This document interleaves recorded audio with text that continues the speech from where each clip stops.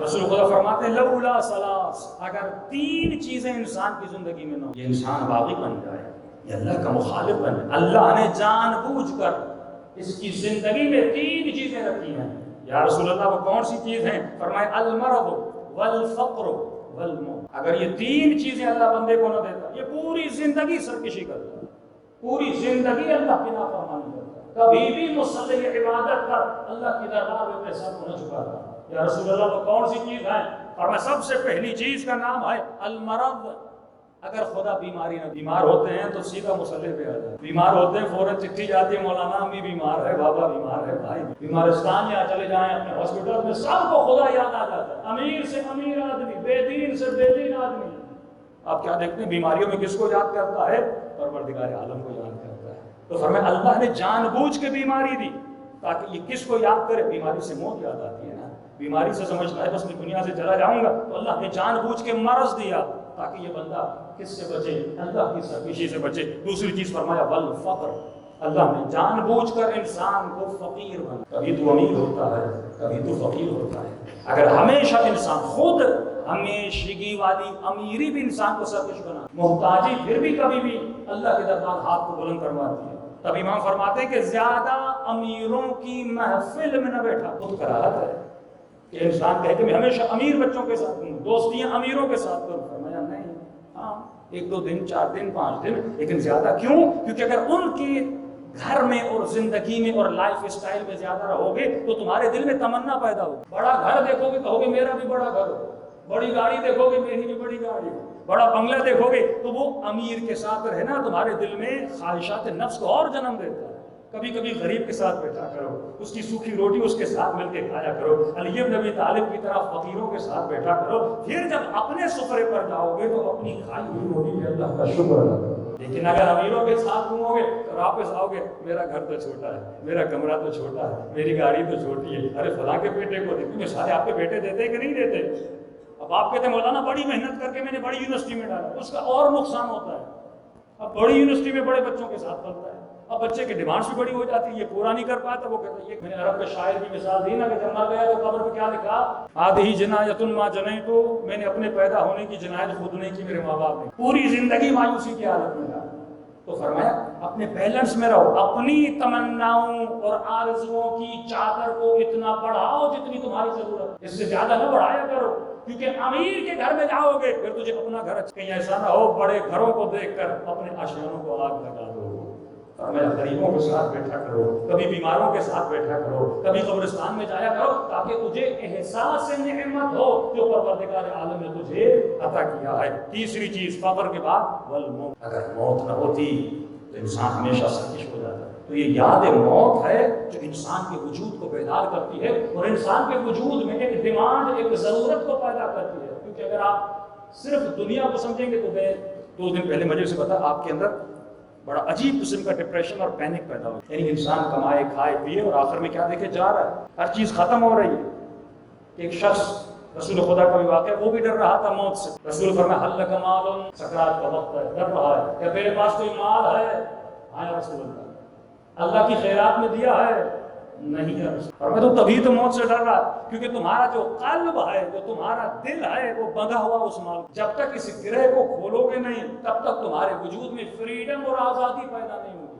ایک ایسی آزادی کہ تم پرواز کرنے کے لیے تیار ہو جاؤ۔ ایک چھوٹی سی چڑیا کی مثال لیجیے، اگر اس کے پر کے ساتھ چھوٹا سا پتھر باندھ دیا جائے، اس میں پرواز کی طاقت ہے لیکن یہ پرواز نہیں کر سکے گی، اس پتھر نے اسے باندھ کے رکھا ہوا ہے۔ اسی طرح جب روح بدن سے نکلتی ہے، اگر اس نے اپنی روح کے ساتھ اولاد کی محبت، مال کی محبت، گھر کی محبت باندھی ہوئی ہے تو روح کو نکلنے میں تکلیف ہوتی ہے، لیکن اگر اس کی روح کسی چیز سے بندھی ہوئی نہیں ہے، اس کی روح محبت خدا سے بندھی ہوئی ہے، محبت حسین ابن علی سے بندھی ہوئی ہے، تو بڑی آسانی سے اس کی روح پرواز کر کے چلی جاتی ہے۔ سب بات پڑھیں محمد و آل محمد۔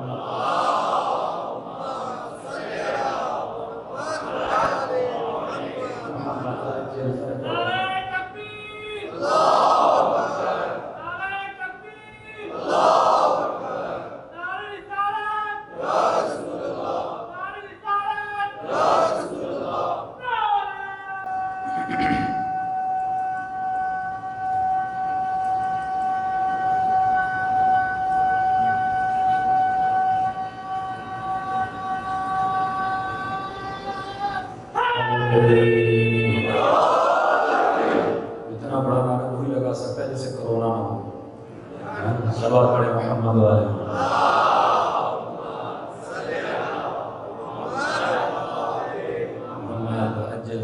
فرمایا مومن کے لیے یاد مرگ باعث معرفت ہے. تو جتنا موت کو یاد کرتا ہے اتنا اپنی زندگی کو سدھارتا ہے. لیکن جس کے دل میں حب ذات ہے، جس کے دل میں دنیا کی محبت ہے، وہ نفرت کرتا ہے.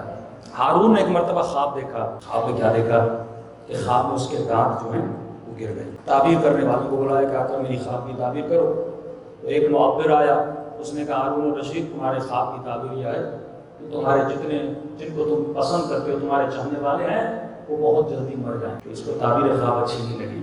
اس نے کہا اس معبر کو 100 تازیاں نے مر. یہ کیسی تعبیر ہے؟ تو میں جن کو پسند کرتا ہوں سارے مر جائیں گے. دوسرے معبر کو بلایا کہ تم تعبیر کرو. اب دیکھیں تعبیر وہی ہے لیکن انسان کتنی آسانی سے دھوکہ کھاتا ہے کیونکہ اس کی پسند ہے کہ میں ہمیشہ جاؤں. اس لیے کہ ہارون تمہارے خواب کی تعبیر یہ ہے کہ تمہارے اطراف میں جتنے لوگ ہیں ان کی بنسبت تمہاری عمر بہت لمبی ہو. اس نے کہا ہاں یہ ہوئی نا اچھی تعبیر. اسے انعام بھی دیا. یہ فطرت انسان ہے. میں نے کئی سال پہلے ممبر سے ایک مثال دی تھی، عقلانی مثال دی تھی. میں نے کہا اگر میں اس ممبر سے بیٹھ کے مجمع کو یہ بولوں کہ انشاءاللہ 60 سال کے بعد تم سب مر جاؤ گے، برا لگے گا اچھا لگے گا؟ مولانا کہہ رہے ہیں انشاءاللہ 60 سال کے بعد مر جاؤ گے. حالانکہ یہ بہت عقلانی جملہ ہے. اگر دیکھا جائے تو مجمع میں کوئی 50 کا، کوئی 30 کا، کوئی 20 کا، چھوٹے سے چھوٹا 1 مہینے کا بھی ہو تو 60 سال کی عمر بہت ہوتی ہے. صحت مندی والی عمر 60 سال کے بعد 50 کے ہو 60 کو پلس کرو تو 110 ہو جاتا ہے، 60 کے تو 120 ہو جاتا ہے.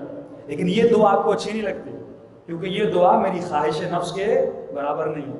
لیکن ایک مرتبہ اپنی بوڑھی دادی سے ملنے جاتے ہو، نانی سے ملنے جاتے ہو، کہتی ہے بیٹا 1000 سال. کتنی اچھی لگتی ہے دعا. حالانکہ اس سے جھوٹی دعا ہو ہی نہیں سکتی. کوئی 1000 سال جی نہیں سکتا. یہ بہت جھوٹی دعا ہے. لیکن مجھے یہ جھوٹ کتنا اچھا لگتا ہے. کیوں؟ کیونکہ میرے ذہن میں دنیا بقا ہے. میں نے دنیا کو بقا سمجھا ہے. اگر یہاں مجھے لمبی زندگی ملتی ہے تو مجھے خوشی ملتی ہے. میں نے آخرت کو فنا سمجھا ہے. لیکن اہل بیت جب مصلوں پہ بیٹھتے ہیں تو کہتے ہیں خدا ہمیں شہادت کی موت نصیب فرما. تحت موت کرتے ہیں. مولا علی زخمی رسول خدا کے پاس آتے ہیں، یا رسول اللہ چچا حمزہ شہید ہو گئے لیکن علی کو شہادت نہیں ملی.